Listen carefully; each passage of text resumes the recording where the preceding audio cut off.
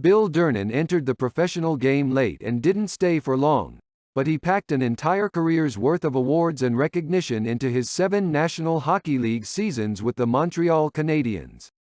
He won the Vezina Trophy as the league's top netminder an amazing 6 times, missing out on the award only once when Toronto's Turk Broda borrowed it in 1948. Up to that point, Durnan had earned at most $15 per week between playing hockey, softball and doing a variety of odd jobs. The Canadiens' manager Tommy Gorman was known to drive a hard bargain when it came to negotiating contracts with his players. At the Habs training camp in 1943, he settled on Durnan as his goalie, but the amateur didn't make it easy on the general manager. Durnan proved to be a tough negotiator, saying he was happy as an amateur and happy with less money if it meant avoiding the stress of the professional game. On opening night, the goalie still wasn't signed.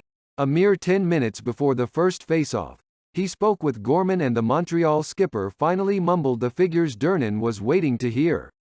He signed his name to the contract and ran down the hall to dress for the game.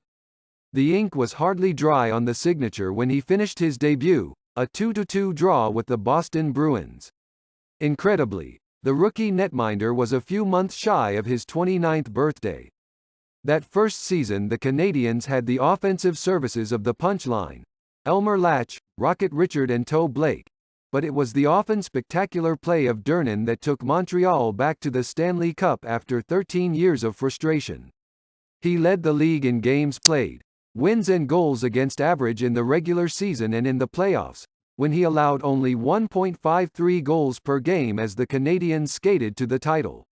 Durnan was awarded the Vezina Trophy, the first rookie to win the award, and was selected to the league's first All-Star team.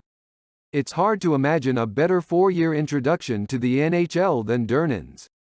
He won the Vezina Trophy for the 4 consecutive seasons and cemented himself on the first All-Star team.